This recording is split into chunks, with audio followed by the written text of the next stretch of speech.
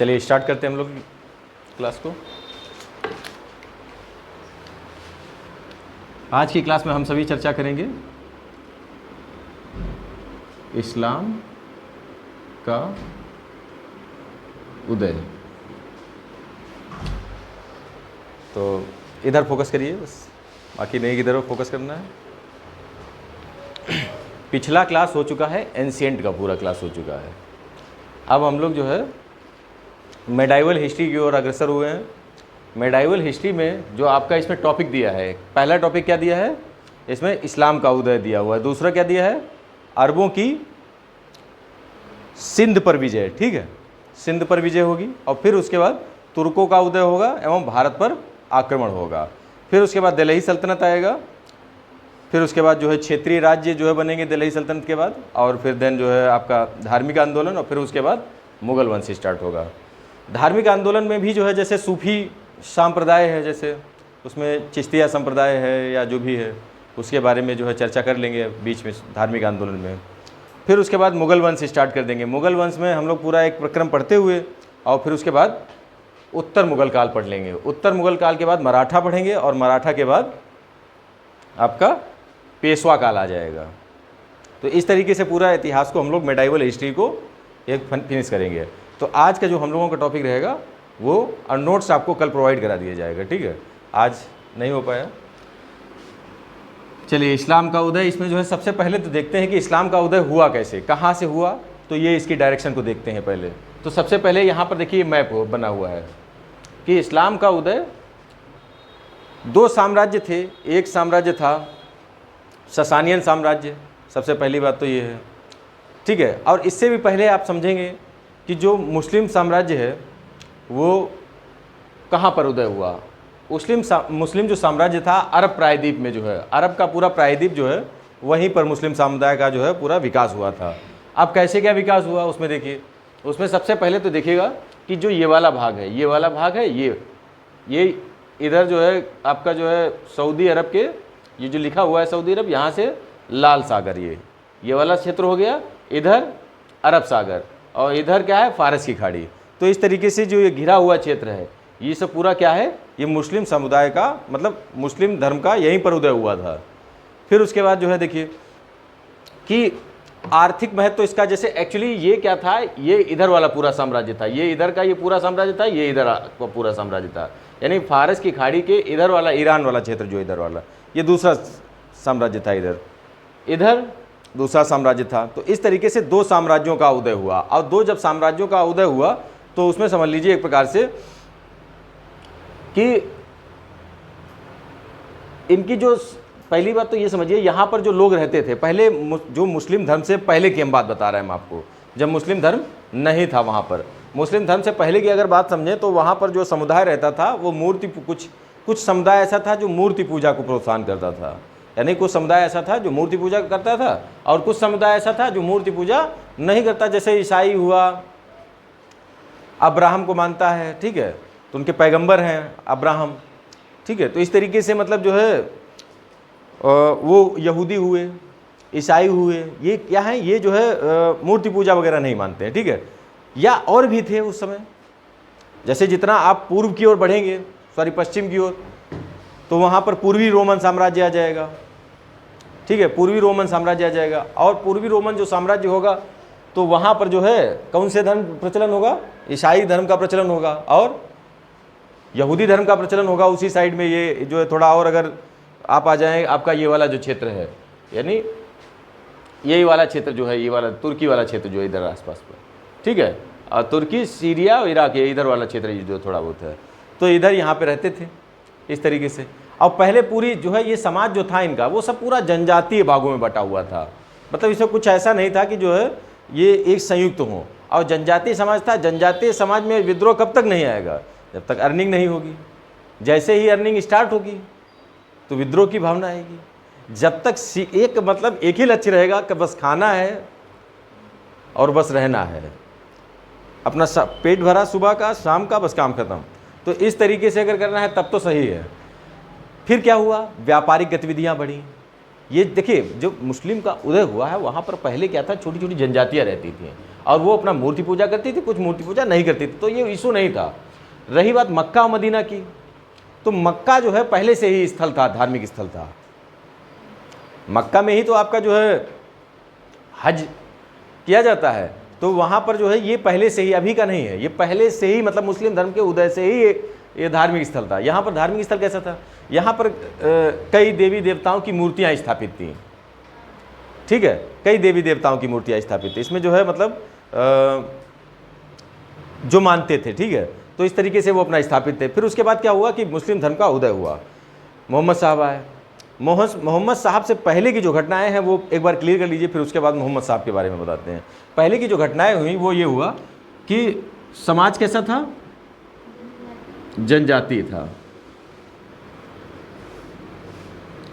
फिर उसके बाद जनजातीय समाज में जब आर्थिक गतिविधियां बढ़ी, कैसे आर्थिक गतिविधियां बढ़ेंगी, पहले जो व्यापार होता था वो फारस की खाड़ी से होता था, यहाँ से ये फारस की खाड़ी से व्यापार होता था, ऐसे करके भारत से या इधर उधर से ये सब जो है पूरा या ऐसे करके जाता था। फाइनली क्या हुआ, ये इधर का साम्राज्य और ये इधर का साम्राज्य, दोनों साम्राज्यों में एक विभाजन टाइप का हुआ, ठीक है। विभाजन जब हुआ है तो ऐसे समझिए कि विभाजन से मतलब इधर वाले साम्राज्य पर ये कब्जा हो गया इधर का, तो अब गतिविधि कौन सी खुल गई, ये वाली लाल सागर वाली जो गतिविधि स्टार्ट हो गई। मतलब जो गतिविधि का मतलब इकोनॉमिक, जैसे व्यापारिक गतिविधि लाल सागर से स्टार्ट होने से क्या हुआ कि पहली बात तो यह है कि ये पूरा जो है जो सऊदी अरब है लगभग यहाँ पर मरुस्थल ही, डेजर्ट वाला प्लेस है। अब डेजर्ट वाला प्लेस होते हुए यहाँ पर जो है जो ये वाली पट्टी है, किनारे वाली पट्टी लाल सागर के, यही हरित पट्टी है। हरित पट्टी का मतलब यहाँ पर जो है ये उपजाऊ थोड़ा है, मतलब जो भी उपजाऊ है, रहन सहन सब यहीं पर है, और यहीं किनारे पर मक्का मदीना था, ठीक है, यहीं पर मक्का और मदीना दोनों जो है प्लेसेस थे। तो अब समझ लीजिए, ये देखिए इसमें लिखा है ये मदीना है और ये इधर मक्का है, ये मक्का है ये मदीना है, देखिए किनारे पर है बिल्कुल। अब जब यहाँ से व्यापार होगा तो अब देखिए क्या क्या होगा, लूटपाट होगी। भाई जनजातीय समाज है, लूटपाट अपने करते हैं और लूटपाट करते हैं। फिर उसके बाद जो है जो भी अपना जो है वहाँ पर जब इकोनॉमिक गतिविधि स्टार्ट होंगी तो सीधी सी बात अर्निंग बढ़ेगी। अर्निंग बढ़ने से उनमें जो है टूटने की भावना आ गई। कुछ मजबूत थे, मतलब कुछ के पास रुपए ज़्यादा हो गया, कुछ के पास कम, तो इस तरीके से एक मतलब कुल मिलाकर समाज टूटने लगा। और जब समाज टूटने लगा तो उससे जो है क्या हुआ, और क्यों टूटा ये हमने आपको बता दिया, ये इकोनॉमिक्स गतिविधियाँ बढ़ने के कारण ये सब जो है समझ लीजिए। अब जो है यहाँ से ना होकर यहाँ से, अब ये पूरा क्षेत्र जो है यहाँ पर ये वाला जो क्षेत्र इंपॉर्टेंट रहेगा। और उसके बाद यहाँ पर अब मुस्लिम मतलब जो है मोहम्मद साहब का जन्म होगा। मोहम्मद साहब का जो जन्म होगा, अब ऐसा माना जाता है कि उसमें जो है जो मोहम्मद साहब का जन्म 570 ईस्वी में हुआ। कहाँ इन्होंने ज्ञान प्राप्त किया ये पूछा जाता है, मक्का में हीरा नामक गुफा में। मक्का में इन्होंने अपना प्रचार किया, सफल ना रहा, और फिर उसके बाद जो है या मदीना गए। मक्का में एक्चुअली सेना थी नहीं इनके पास ज़्यादा, तो ये हार गए, सीधी सी बात ये है। और हारने के बाद जो है क्यों हार गए, क्योंकि वो एकेश्वरवादी थे। जो मोहम्मद साहब थे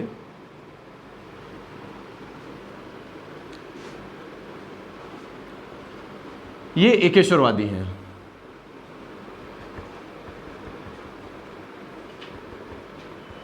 ठीक है, ये एकेश्वरवादी हैं। मोहम्मद साहब एकेश्वरवादी होने के कारण, और वहां पर क्या है समाज कैसा है, मूर्ति पूजक है। लगभग समाज जो है मूर्ति पूजक है, और कुछ समाज में जो है वर्ग कैसा है जो एकेश्वरवादी है, जैसे अब्राहम को मानता है, ठीक है, यहूदी हैं, ईसाई हैं, इस टाइप से कुछ है। हाँ, एकेश्वरवादी कह सकते हैं। तो एकेश्वरवादी तो एग्री हो जाएंगे, लेकिन मक्का में अधिकतर जो बाहुल्य क्षेत्र था वो मूर्ति पूजक था। तो इस कारण क्या हुआ कि वहाँ पर संघर्ष हुआ। ये मानने के लिए तैयार नहीं थे। इन्होंने बताया कि ईश्वर एक है, मतलब वही जो है अल्लाह, और वह जो है उसने हमको जो है भेजा है। तो ये सब इन्होंने पूरा अपना एक्सप्लेन किया, और फाइनली जो है वहाँ पर नहीं माने, और युद्ध हो गया। वहाँ पर जो है इनके पास सेना थी नहीं। फाइनली ये मक्का से मदीना गए 622 ईस्वी में, जिसको हिजरा कहा जाता है, हिजरा या हिजरी संवत कहा जाता है, ठीक है, तो ये नाम दिया जाता है। तो इस तरीके से जो गए हैं वहाँ पर, तो फिर वहाँ पर इन्होंने क्या किया है, अपनी एक सेना बनाई है, सेना बनाई और सेना के साथ क्या किया कि फिर उसके बाद जो है मक्का वाले क्षेत्र पर लगातार अटैक किए हैं। और लगातार अटैक करने से फिर उसके बाद जो है जब पस्त हो गया मक्का, फाइनली जो है मक्का ने समर्पण कर दिया। मक्का ने समर्पण जब कर दिया तो उससे फिर जो है फिर उसके बाद एक पूरा साम्राज्य उन्होंने बना लिया। और फाइनली क्या हुआ कि तलवार के दम पर एक जो है साम्राज्य स्थापित हो गया। रीज़न भी था तलवार के दम पर बनाना, क्योंकि उस समय समाज ही ऐसा था, उसका कारण ही वही था, क्योंकि ऐसे सामान्य स्तर पर तो बनाया नहीं जा सकता साम्राज्य। तो इस तरीके से इन्होंने जो है एक पूरा साम्राज्य एकत्रित किया।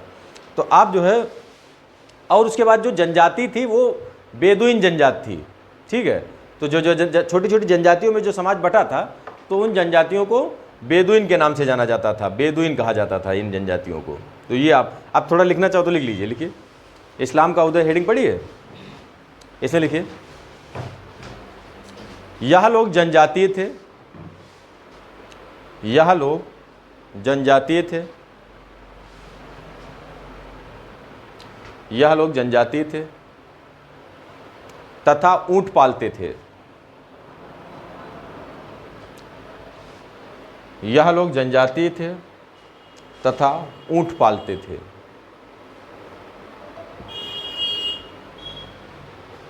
और हथियार लेकर चलते थे, हथियार लेकर चलते थे, हथियार लेकर चलते थे।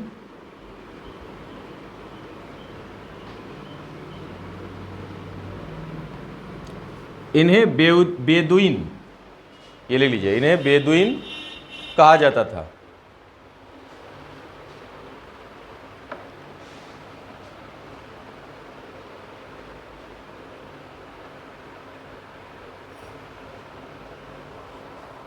अब उसके बाद लिखिए आर्थिक महत्व कैसे बढ़ा। अब हेडिंग डालेंगे आर्थिक महत्व कैसे बढ़ा, तो इसको समझिए, आर्थिक महत्व कैसे बढ़ा।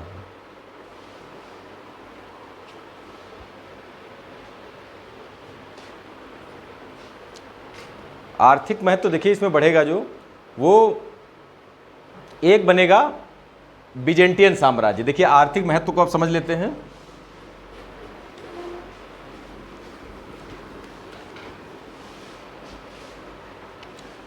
देखिए इस तरीके से एक था बिजेंटियन साम्राज्य,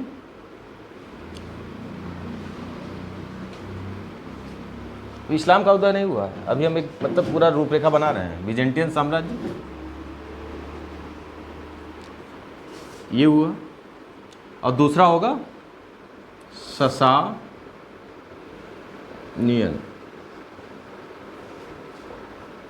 साम्राज्य। इस तरीके से दो साम्राज्य उस समय थे। एक जो था वो कहां तक था, इधर देखिए मैप में देखिए, यहां तक था पूरा साम्राज्य। कौन सा साम्राज्य था? बिजेंटियन साम्राज्य। इसको क्या कहा जाता है? पूर्वी रोमन साम्राज्य भी कहा जाता है, ठीक है। बिजेंटियन साम्राज्य को पूर्वी रोमन साम्राज्य के नाम से भी जाना जाता है। ये पूरा जो है यहाँ तक पूरा ये साम्राज्य था, ऐसे करके ये पूर्वी मतलब ये सब पूरा क्षेत्र, ठीक है। इधर वाला जो क्षेत्र था ये ससानियन साम्राज्य इधर था, ठीक है। ससानियन साम्राज्य था इधर, भारत वाला छोड़ दीजिए, भारत में नहीं था, ठीक है। ये इधर तक था ये पूरा, ठीक है। तो ये ईरान वाला क्षेत्र, ये सब पूरा जो है कौन सा था? ससानियन साम्राज्य था। इनमें संघर्ष बढ़ा। संघर्ष बढ़ने से क्या हुआ कि इन्होंने जो ससानियन साम्राज्य था इधर तक कब्जा हो गया इनका, ये कब्जा हो गया। कब्जा होने से क्या हुआ, इन्होंने जो व्यापार इनका चलता था वो क्या हुआ, ये वाला फारस की खाड़ी वाला मार्ग अवरुद्ध हो गया। और कहाँ से चालू हो गया? ये अदन की खाड़ी होते हुए और लाल सागर होते हुए ये सब पूरा जो है व्यापार इनका आन हुआ। जब आन हुआ तो इस पर कब्जा किसका है? ससानियन का है। फाइनली इस पर जो है, जब ससानियन का साम्राज्य है तो फाइनली ये वाला जो है पट्टी किसके कब्जे में हो जाएगी? ससानियन के साम्राज्य में। तो व्यापार इनकी मनमानी से चलेगा। इस तरीके से एक आर्थिक गतिविधि बढ़ी इनकी जो है। आर्थिक गतिविधि कैसे बढ़ी कि यहाँ से उठाकर साम्राज्य यहाँ तक कब्जा हो गया। और अब जो है साम्राज्य यहाँ से, तो फिर कुल मिलाकर ये इस तरीके से आपका जो है आर्थिक महत्व बढ़ गया। तो इसमें आप लिख लीजिए, हेडिंग डालिए आर्थिक महत्व बढ़ा। तो इसमें लिखिए पूर्वी यूरोप में, ये पूर्वी यूरोप का भाग था ये पूरा इधर का, ठीक है। पूर्वी यूरोप में स्थित बिजेंटियन साम्राज्य, ये लिख लीजिए बिजेंटियन साम्राज्य, बिजेंटियन साम्राज्य, बिजेंटियन साम्राज्य तथा पश्चिम में ससानियन साम्राज्य,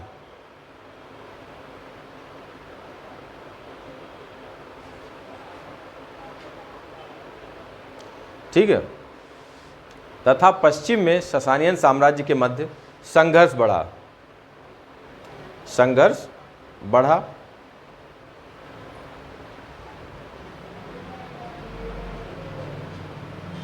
और फारस की खाड़ी वाला मार्ग, और फारस की खाड़ी वाला मार्ग अवरुद्ध हो गया, फारस की खाड़ी वाला मार्ग अवरुद्ध हो गया, मार्ग अवरुद्ध हो गया तथा व्यापारिक गतिविधि, तथा व्यापारिक गतिविधियां, व्यापारिक गतिविधियां लाल सागर से होने लगीं, व्यापारिक गतिविधियां लाल सागर से होने लगीं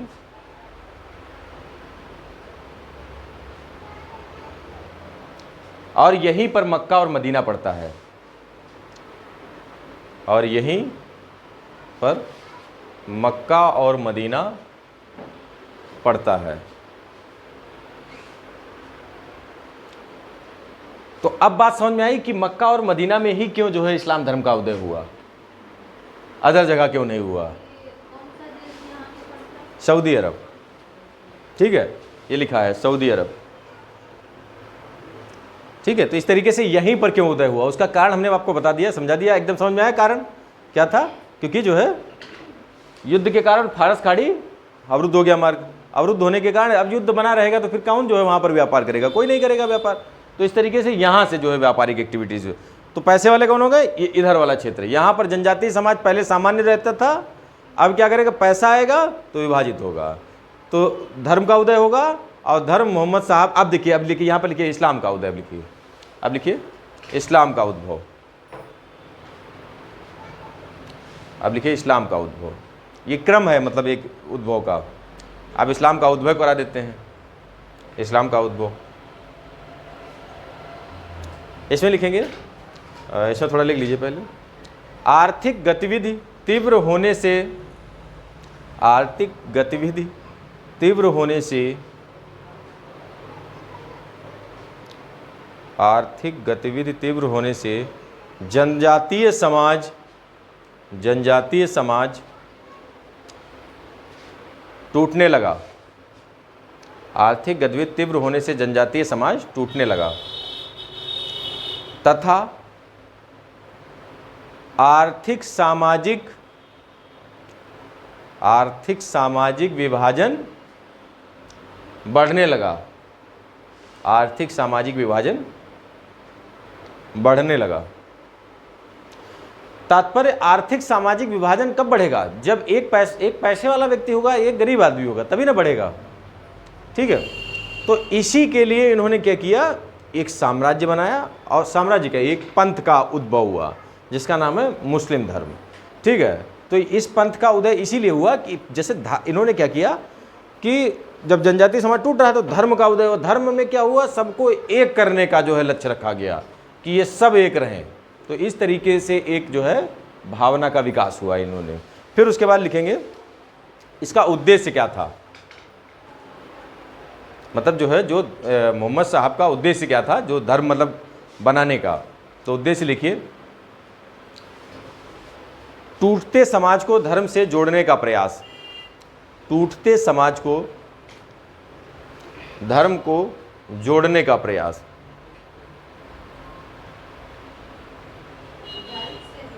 हाँ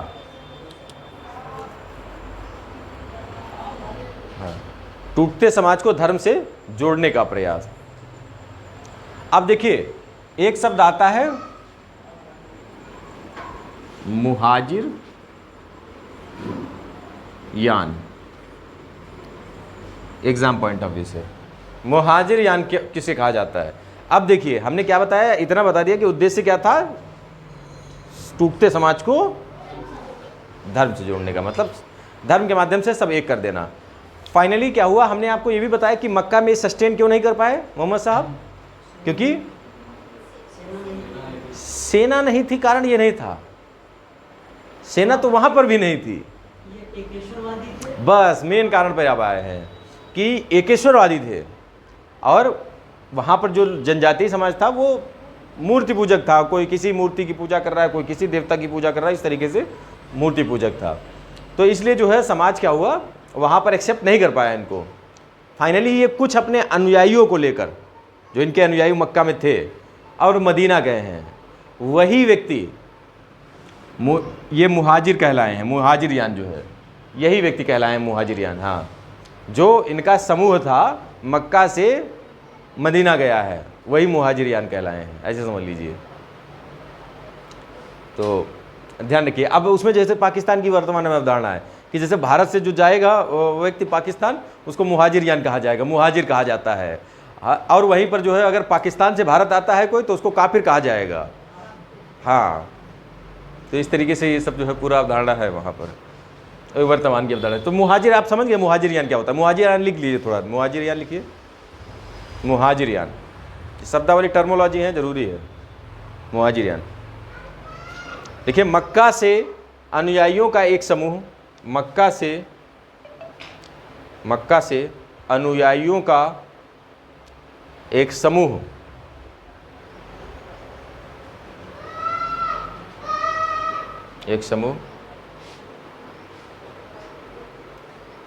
मोहम्मद साहब के साथ मदीना गया।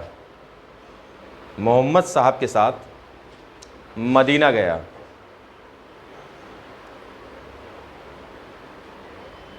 मदीना गया, ठीक है, वही जो है मुहाजिरियान कहलाता है। ये हो गया। फिर उसके बाद इसमें जो है जैसे जो ये तो हो गया साम्राज्य की बातें। फिर उसके बाद करों को भी जो है इन्होंने अपना जो है बनाया है।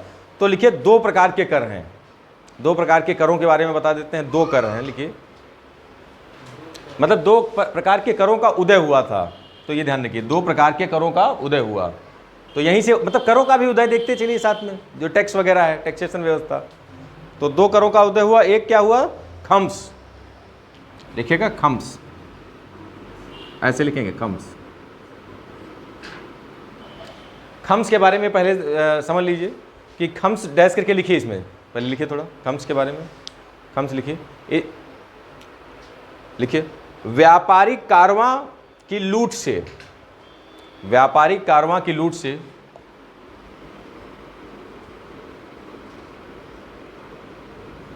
कारवां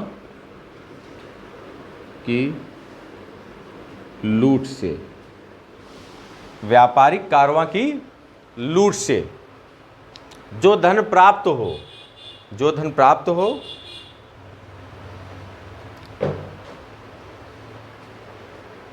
उसका 4/5 भाग, उसका 4/5 भाग सैनिकों पर, 4/5 भाग सैनिकों को तनख्वाह, सैनिकों को तनख्वाह या तनख्वाह, तथा 1/5 भाग, तथा 1/5 भाग राज्य का अंश निर्धारित किया, राज्य का अंश निर्धारित किया।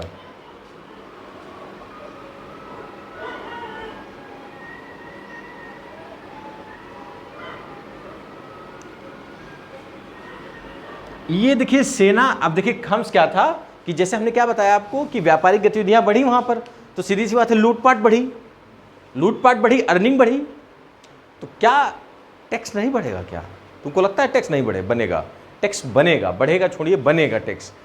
तो अब जो है क्योंकि साम्राज्य चला जाएगा, बिना रुपए के साम्राज्य कैसे चलेगा, तो वसूली तो जरूरी है ना। तो अब वसूली जो होगी वो, अब उसका ऐसा तो है नहीं, खेती मतलब जो है मेन है सोर्स, तो अब खेती से ज़्यादा रुपए लूटपाट में आ रहा है, तो क्यों खेती करें, खेती हो रही सो हो रही, बाकी लूटपाट अपना करें। तो इस तरीके से 4/5 भाग ही खम्स में जो है आपका जो है सेना जो उन्होंने रखी थी, सेना के लिए था, 1/5 भाग राज्य का अंश होता था, इस तरीके से बाकी अपना ले जाइए, ठीक है। तो इस तरीके से कर पड़ता था, ये कहलाता था खम्स। अब बात खम्स के बारे में समझ में आई, खम्स क्या था, क्या खम्स था? हाँ हाँ हाँ, बस तो ठीक है। अब उसके बाद लिखिए जकात, यहीं से जकात का भी उदय हुआ है। दूसरा कर था जकात, इसकी पृष्ठभूमि समझना बहुत जरूरी है। जकात, हाँ यही देखिए, ये सब कर अभी बनेंगे। शरीयत में 4 प्रकार के करों का उल्लेख है, ठीक है, वो अभी बताएंगे शरीयत में किस तरीके से जो है सब है। तो जकात देखिए, यहीं से समझते चलेंगे, ऐसे देखिए पढ़ा ऐसे जाता है, सिस्टमेटिक तरीके से पढ़ते चलेंगे। अब पता चला डायरेक्ट आपको कर जकात बता दिया, खम्स बता दिया, कैसे याद रहेगा, नहीं याद रहेगा। अब खम्स याद रहेगा, अभी 2 ही कर तो हम बता रहे हैं, 2 करों का उदय हुआ है, एक खम्स एक जकात। फिर उसके बाद इन्हीं को जो है थोड़ा अब खम्स को और डेवलप किया जाएगा थोड़ा, तो यही सब चीज़ें रहेंगी, कर खत्म थोड़ा ना होगा। तो जकात देखिए, जकात लिखिए, इस्लाम का विकास तथा धार्मिक कर, इस्लाम का विकास तथा धार्मिक कर के रूप में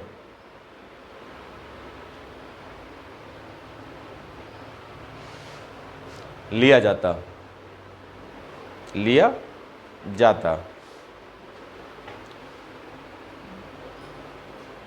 यही कर आगे चलकर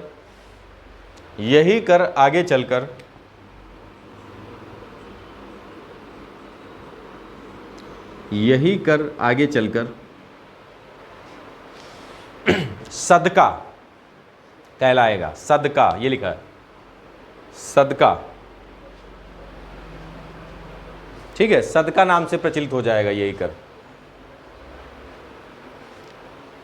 फिर उसके बाद देखिए, ये तो हो गया कर व्यवस्था। अब उसके बाद लौटाइए थोड़ा मुस्लिम साहब के पास, मतलब मोहम्मद साहब के पास, सॉरी। तो अब देखिए इनके पास जब लौटेंगे तो फिर देखिए अब क्या हुआ। अब ये 630 ईस्वी में मक्का पर अब सेना बन गई है, कर वगैरह बना लिया है, रुपए हो गया है, सेना के खर्च का प्रबंध हो गया है, अब सेना भी बन गई है, कई बार अटैक किया है, तो पस्त हो गया है मक्का। कह रहा है कि अब ऐसा करो, हम नतमस्तक होते हैं आपके सामने, बार बार अटैक कर रहे हैं, तो वो सब जो है परेशान हो चुके हैं। तो इस तरीके से अब जो है क्या हुआ है कि 630 में 622 में गए थे मक्का से मदीना, 8 साल के बाद रिटर्न हुआ है सेना के साथ, और 2 कर खम्स और जकात के साथ वापसी हुई है। और वापसी किस पर हुई है? मक्का पर। मक्का पर अटैक होगा और मक्का को जीत लिया जाएगा, ठीक है, जितने भी होंगे उन पर। अब देखिए उसके बाद जो है साम्राज्य थोड़ा इधर की ओर बढ़ेगा, देखिए ध्यान रखिएगा, ये तो जीता जाएगा, फिर उसके बाद जो है इधर से इधर को जीतेंगे, फिर उसके बाद ये भी क्षेत्र जीतेंगे बाद में मोहम्मद साहब। ये जो है पूर्वी रोमन साम्राज्य वाला इधर वाला जो क्षेत्र रहेगा, तो ये भी जीतेंगे। अब ये जीतेंगे तो यहाँ पर कौन लोग रहेंगे? एकेश्वरवादी। और ये कौन है? मोहम्मद साहब, ये भी एकेश्वरवादी हैं। अब जब एकेश्वरवादी हैं तो इस तरीके से क्या होगा कि एकेश्वरवादी और वो भी एकेश्वरवादी, तो उससे क्या होगा, वहाँ पर भी ऐसा नहीं है एकेश्वरवादी ही सभी हैं, मतलब कुछ एकेश्वरवादी हैं और कुछ जो है मूर्ति पूजक भी हैं। तो जो एकेश्वरवादी होंगे वो एग्री हो जाएंगे, क्यों? क्योंकि वो जो है चलिए कोई दिक्कत नहीं है, तलवार के दम पर कर रहे हैं तो कर लेंगे, हमको तो वैसे भी पूजा अब एक ही ईश्वर करते थे। लेकिन जो पता चला एक ईश्वर की पूजा नहीं करते थे, दिक्कत उनको थी, दिक्कत यानी मूर्ति पूजकों की थी कि हम जो है कैसे। लेकिन फिर भी जो है उनको जीत लिया था, तो फाइनली मजबूरी में उनको जो है अपना धर्म या जो भी है स्थानांतरित करना पड़ा, रूपांतरित करना पड़ा अपना धर्म वगैरह। तो इस तरीके से मतलब जो है एक पूरा सिस्टम इन्होंने बना रखा था। अब ये क्या करेंगे, अब ये अपना जो है एक कोटेशन देंगे, ठीक है, कोटेशन देंगे कि मतलब जो है इनको क्या बनाना है, इनको पूरा जो है जो साम्राज्य है वो मुस्लिम बनाना है। समस्या यहाँ पर आएगी। इनका देखिए, अभी देखिए ध्यान रखिए, ये भूभाग निश्चित करके नहीं चल रहा है अभी हैं। इनका भूभाग जैसे कोई किसी निश्चित क्षेत्र पर अगर इनका साम्राज्य हो तो ऐसा नहीं है। ये ऐसा अपना क्षेत्र ही नहीं निर्धारित कर रहे हैं। ये क्षेत्र अभी कह रहे हैं कि हमारा क्षेत्र निश्चित ही नहीं है। यानी अब ये दारुल इस्लाम की जो है स्थापना करना चाहते हैं। दारुल इस्लाम का मतलब है दारुल हर्ब से दारुल इस्लाम की ओर जो है जा रहे हैं। ये क्या है दारुल हर्ब और दारुल इस्लाम? तो इसमें जो है जो मूर्ति पूजक देश हैं उनको क्या करना है, वहाँ पर अपने कानून लागू करने हैं। सीधी सी बात है। जब भारत में मोहम्मद बिन कासिम आएगा 712 ईस्वी में, तो यह एक थोड़ा चैलेंज होगा, तो उसको हम लोग समझेंगे क्रम के अनुसार। लेकिन क्योंकि यहाँ पर भारत में मूर्ति पूजक ही होंगे तो इन्हें अपनी जो है प्रणाली को बदलना होगा, तो इस तरीके से अभी समझाएंगे। तो उससे पहले लिखिए, आपने लास्ट में क्या लिखा था? ज़कात कर हो गया था।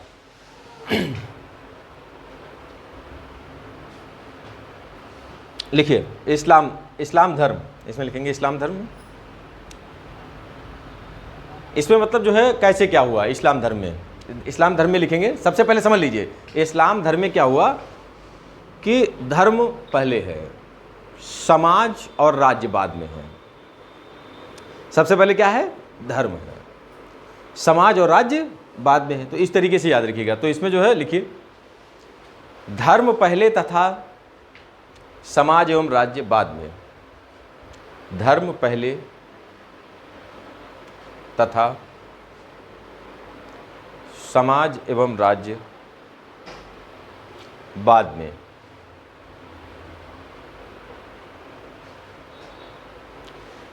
जो व्यक्ति स्वयं इस्लाम धर्म कबूल करता, जो व्यक्ति स्वयं इस्लाम धर्म कबूल करता,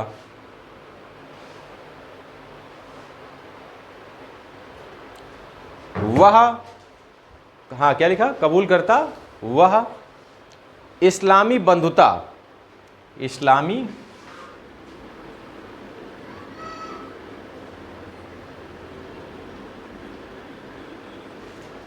जिसको कहा जाता है मिल्लत, ब्रैकेट में लिए इस्लामी बंधुता के आगे लिख लीजिएगा मिल्लत। ठीक है, मिल्लत का सदस्य बन जाता, मतलब इस्लामी बंधुता का सदस्य बन जाता है।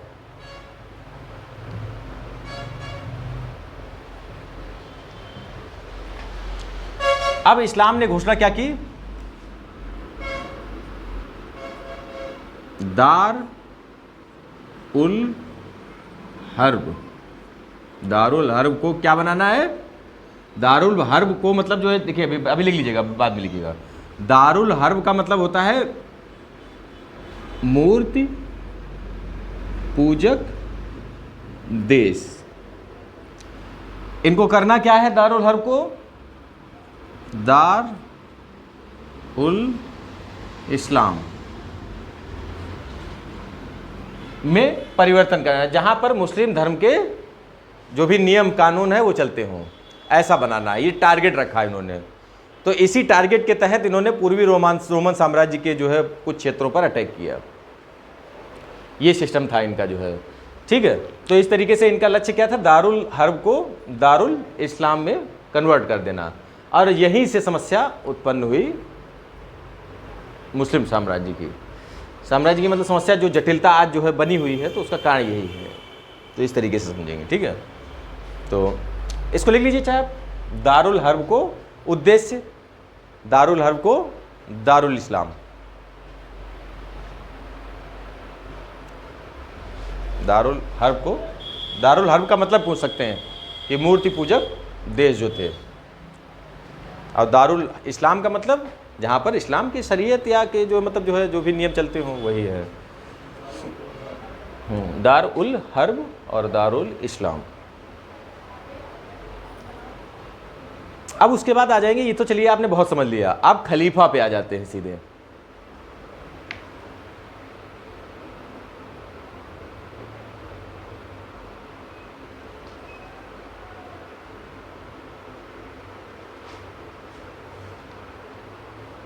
एक शब्द आता है मुस्लिम में, काबा। काबा सुना होगा या नहीं सुना? इस काबा का चलिए गाना सुना है, गाना सुना है। तो मतलब ये है कि उसका मतलब होता है काला पत्थर, शब्द का तात्पर्य होता है। चलिए खलीफा लिखिए, खलीफा छोड़िए वो सब, खलीफा लिखिए। देखिए पहले जो 4 खलीफा हुए वो वही खलीफा कहलाए, मतलब मेन खलीफा वही थे। और बाद में फिर मतलब जो है अब्बासी वंश के खलीफा आए या जो भी है, तो वो सब जो है। लेकिन अब देखिए विभाजन कैसे होगा मुस्लिम धर्म में, कौन किन नामों से विभाजन होगा बताइए? शिया और सुन्नी नाम से। तो वो भी हम आपको पूरा सिस्टम बताते हैं कैसे क्या होता है। चलिए पहले जो है, चलिए अब देखिए सबसे पहले खलीफा डाला, उसमें सबसे पहले डालिए 4 खलीफा। 4 खलीफा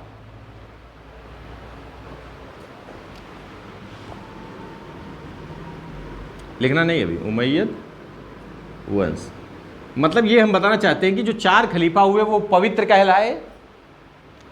प्रारंभिक 4 खलीफा मोहम्मद साहब की मृत्यु के बाद 4 खलीफा हुए। चौथे खलीफा जो हुए अली हुए। प्रथम 3 खलीफा कौन हुए? अबू बकर, उस्मान और हाँ अबू पहले कौन थे? पहले लिखिए अबू बकर, उमर और उस्मान। और तीसरे कौन थे? चौथे अबू बकर, पहला लिखेंगे। हाँ 4 खलीफा लिखिए, 4 खलीफा अबू बकर,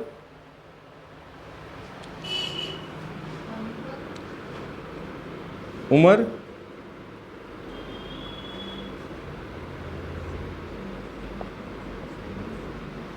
ठीक है,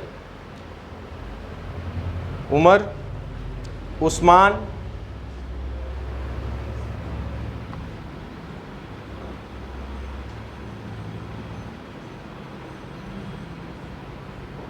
अली। ठीक है। अच्छा ये है? नहीं ये इसकी है, अब्बू की।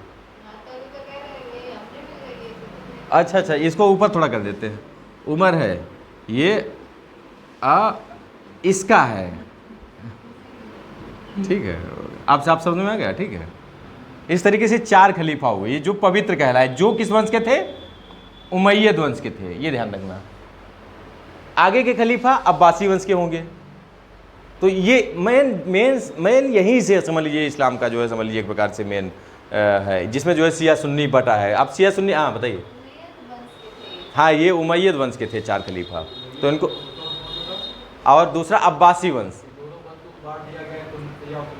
नहीं नहीं नहीं, वो भी बताएंगे अभी कैसे क्या, वो नहीं बटे हैं, इन्हीं में बटे हैं बस, अभी बताएंगे कैसे क्या। लिखिए क्या लिखा, ये 4 लिख लिए। यहाँ उमैयद वंश के कहलाए, ये उमैयद वंश के थे, लिए लिख लिया। ठीक है, फिर उसके बाद लिखिए ये कब से कब तक रहे हैं? 633 से 661 तक रहे हैं मान के चलिए। ठीक है, फिर उसके बाद जो है आपके टोटल जो खलीफा रहे हैं 18 खलीफा इस वंश के रहे हैं। ईसवी है सब, ईसवी, ईसापुर कुछ नहीं होगा इसमें। ईसापुर हो चुका जो कुछ होना था, ईसवी में ही जन्म हुआ है मोहम्मद साहब का 570 ईसवी में। तो ईसापुर नहीं है खेल, हो चुका खेल जो कुछ था। तो अब देखिए, अब इसमें जो है क्या हमने बताया कि जैसे ये तो 4 हुए, फिर उसके बाद और भी होंगे, लेकिन टोटल 18 खलीफा होंगे ये। फिर उसके बाद कौन आएंगे? अब्बासी वंश के। अब्बासी वंश के कितने रहेंगे खलीफा? 37 खलीफा रहेंगे। खलीफा का पद भी विवादास्पद होगा आगे चलकर, क्योंकि उनमें भी जो है हेडक्वार्टर बढ़ जाएंगे कि इनका हेडक्वार्टर यहाँ तक रहेगा, उनका हेडक्वार्टर यहाँ तक रहेगा। तो इस तरीके से उनमें भी विवाद होगा। विवाद आपके एग्जाम में नहीं आना है, जो आपका वनडे एग्जाम है वो बस सामान्य स्तर से बता दिया जाएगा, बाकी छोड़ दिया जाएगा। तो अबू बकर, उमर, उस्मान, अली। अब यहाँ पर ये हो गया। फिर उसके बाद लिखिए, इसमें लिखिए 633 से 750 तक, क्योंकि अबू बकर का काल क्या है? 633 से स्टार्ट होता है। ठीक है, तो 633 से 750 ईस्वी तक उमैयद वंश के 18 खलीफा हुए। उमैयद वंश के 18 खलीफा हुए। उमैयद वंश के 18 खलीफा हुए।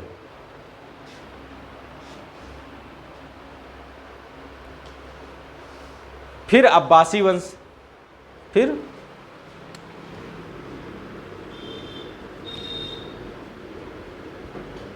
अब्बासी वंश 37 खलीफा, बस इतना लिख लीजिए आप। अब्बासी वंश के कितने खलीफा हुए? 37 खलीफा हुए।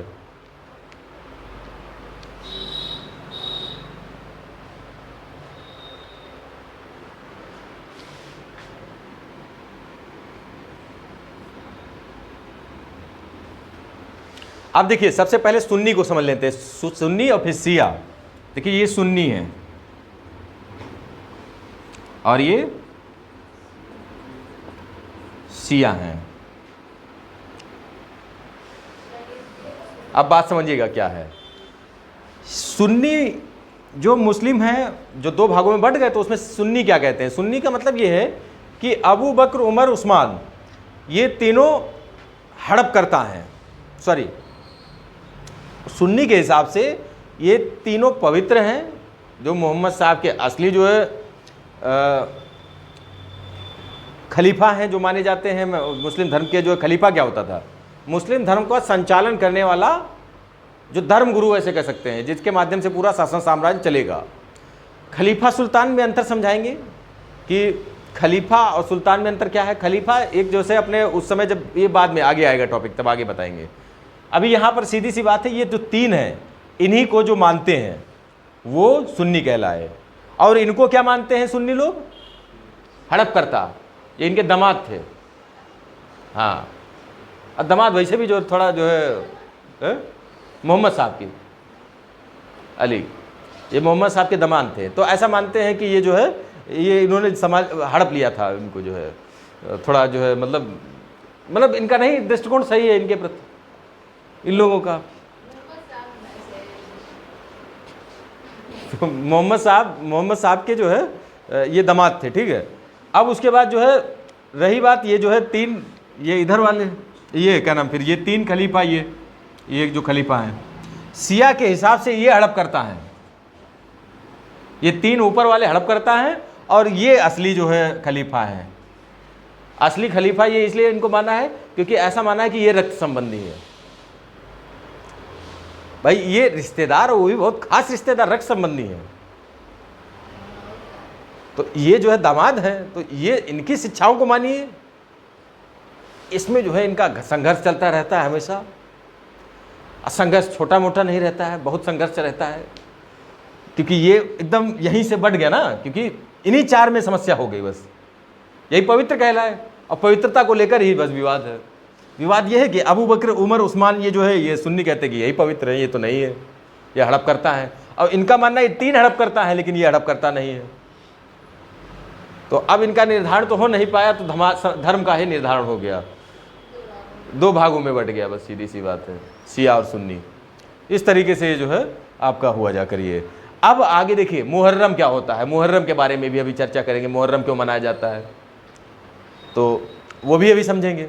तो अब चलिए ये हो गया। अब उसके बाद ठीक है, अब आगे लिखिए शिया सुन्नी लिख लीजिए। चाहे शिया सुन्नी किसे कहते हैं समझ में आ गया? ठीक है, अपने हिसाब से लिख लेना उसको, शिया सुन्नी को।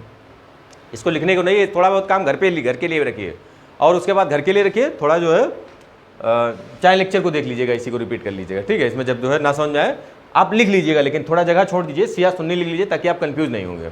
और हमने समझा दिया आपको स्टार्टिंग के ही जो है सुन्नी कहलाए मानने वालों को, अली को मानने वाले, या अली की शिक्षाओं को मानने वाले, या अली को अपना उत्तराधिकारी मानने वाले क्या कहलाए? शिया कहलाए। तो इस तरीके से आप याद रखें। अभी भी बना हुआ है, तो ये भाई विवाद खत्म हो ना होगा, ये विवाद। तो अब पुरानी बातें अब छोड़ी थोड़ा जाते हैं। अब जैसे धर्म है ये पुरानी है सब, जो है कोई नए थोड़ा ना है, अब छोड़े थोड़ा ना जाते हैं। हाँ, दोनों की शाखाओं के अनुयायी, हीनयान और महायान दोनों में है। उनका भी कारण था जो बताया था आपको बंटने का, ठीक है। तो सबका कारण होता है तभी बंटते हैं, ठीक है। तो अब देखिए सबसे पहले देखेंगे शिया मुहर्रम क्यों मनाते हैं। तो लिखेंगे, थोड़ा लिखिए शिया मुहर्रम क्यों मनाते हैं, तो इसको भी थोड़ा समझ लीजिए, रूपरेखा तैयार हो रही है अभी है, ताकि आगे मुहर्रम मनाते हैं, बाकी नहीं मनाते हैं, क्योंकि हुसैन जो है के स्मरण में मनाते हैं। हुसैन इनके पुत्र थे, अली के।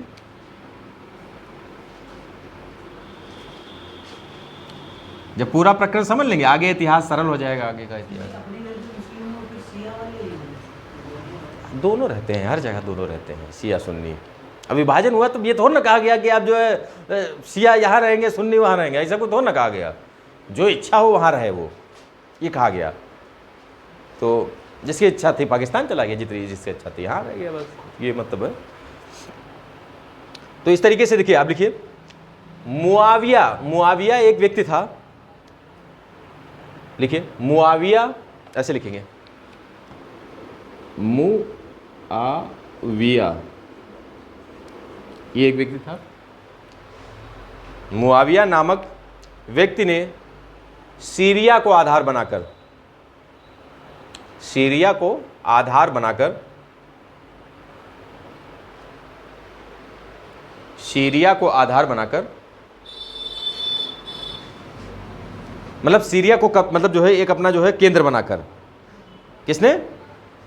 मुआविया नामक व्यक्ति ने, ठीक है। अब इसने क्या किया?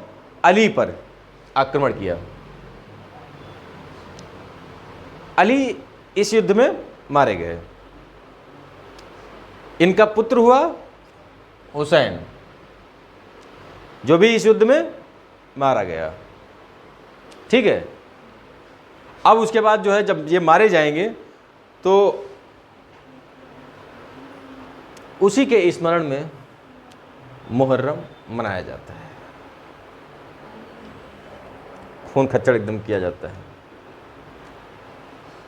तो बात समझ में आई? इसीलिए किया जाता है, इन्हीं के स्मरण में। तो आप लिखे, क्या लिखे आपने? हाँ, सीरिया को आधार बनाकर अली के विरुद्ध विद्रोह किया, अली के विरुद्ध विद्रोह किया।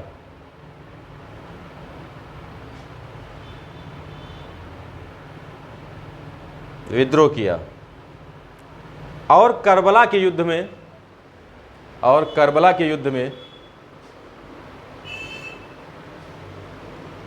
और करबला के युद्ध में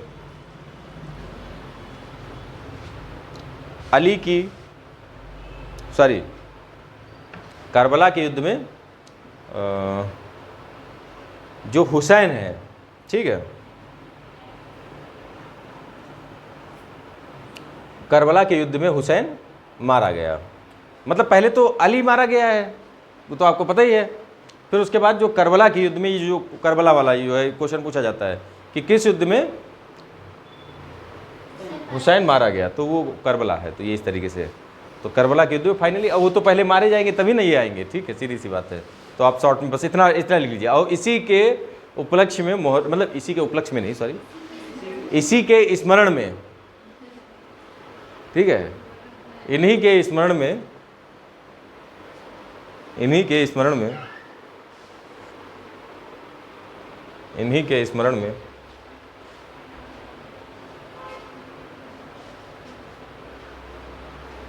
मुहर्रम मनाया जाता है।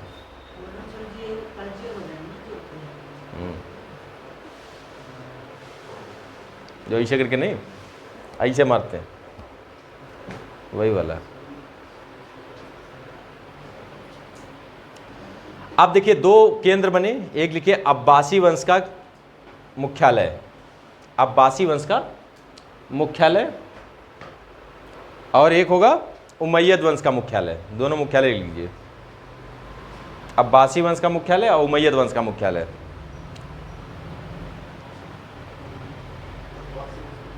हाँ, अब्बासी वंश का मुख्यालय ये कहाँ था? अब्बासी वाला,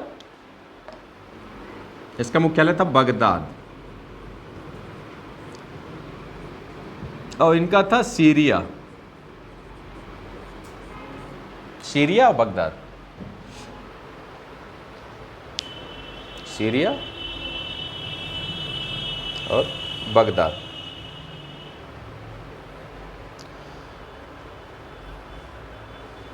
तो इस तरीके से आज का लेक्चर यहीं पर समाप्त करते हैं, ठीक है। आगे का लेक्चर कल जो है कैरी ऑन करते हैं।